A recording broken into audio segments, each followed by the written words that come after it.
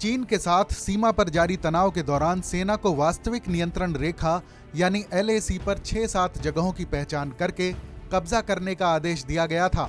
मई के महीने में राजनीतिक हलकों की तरफ से सेना को यह आदेश मिला था। अंग्रेजी अखबार द इंडियन एक्सप्रेस के मुताबिक एक सरकारी अधिकारी के हवाले से कहा गया है कि निर्देशों के बाद सेना ने योजनाएं बनाई और अगस्त के अंत में चीनी सैनिकों को मात देकर मुखपरी, रेजांग ला, रेचिन ला और गुरुंग हिल और सब सेक्टर में पैंगोंग झील के दक्षिणी किनारे के इलाके पर कब्जा कर लिया था। अधिकारी ने यह भी बताया कि राजनीतिक नेतृत्व ने मई के महीने में ही उन 6 से 7 जगहों की पहचान करने के आदेश दिए थे जहां हम जा सकते थे।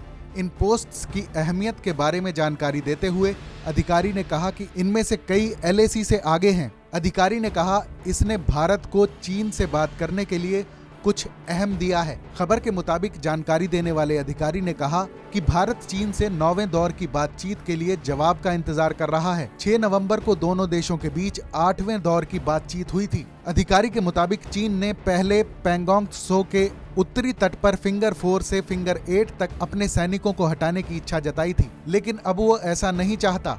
ऐसा लगता है कि उनका शीर्ष नेतृत्व इस बात को लेकर राजी नहीं है।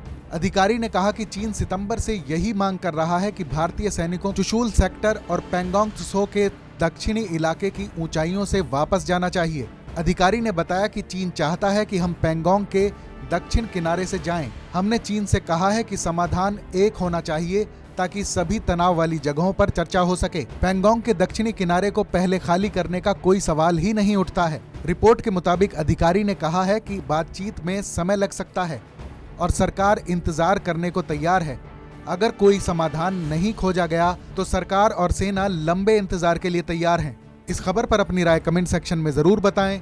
देश और दुनिया की तमाम बड़ी खबरों के लिए सब्सक्राइब करें TV9 भारतवर्ष। अड़ी सोमवार से शुक्रवार शाम 6 बजे सिर्फ TV9 भारतवर्ष पर।